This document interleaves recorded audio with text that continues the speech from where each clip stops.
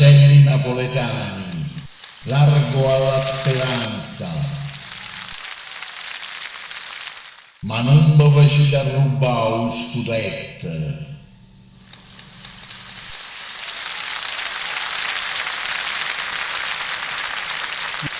La Juve, è vero, vince con i soldi, ma il Napoli ce la può fare.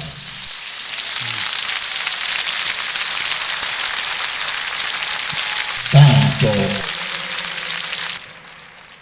la rimanderanno in Serie B, come già è successo. Sostenete con forza la vostra bellissima e forte squadra del cuore, perché Dio esiste e prima o poi giustizia sarà fatta. E voi vincerete il terzo scudetto.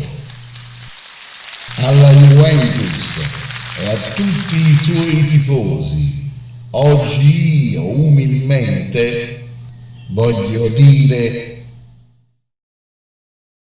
smetta di pagare, di corrompere e di rubare. È giusto che chi merita possa vincere. State tranquilli, il Napoli ci sta provando, sta lottando e sono sicuro che ci riuscirà. Incoraggiate i vostri giocatori e fatelo sempre. È possibile vincere lo scudetto e la vostra bellissima squadra se lo merita. Se la Juve non corrompe gli arbitri come hanno fatto i piemontesi nel regno delle due Sicilie con gli ufficiali dei Borboni, il Napoli può vincere e ce la può fare.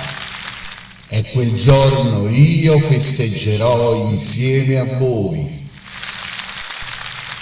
Tutte le istituzioni, la Lega, gli arbitri, i presidenti della Serie A, i tifosi, devono darsi da fare affinché finisca questa brutta e schifosissima dittatura calcistica da parte della Juventus. Il futuro del Napoli siete voi, cari fratelli napoletani. Non dovete mai perdere la speranza.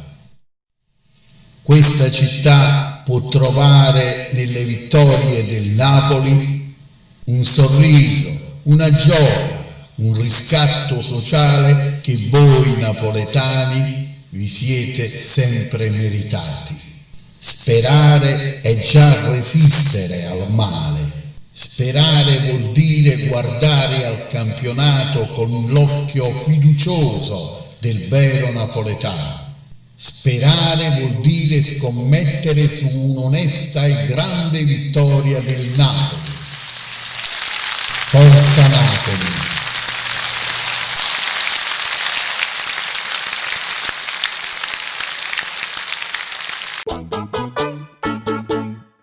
Questo video è una produzione di Napoli è sempre bella, pagina Facebook, canale YouTube. Il video non è scaricabile, non è pubblicabile.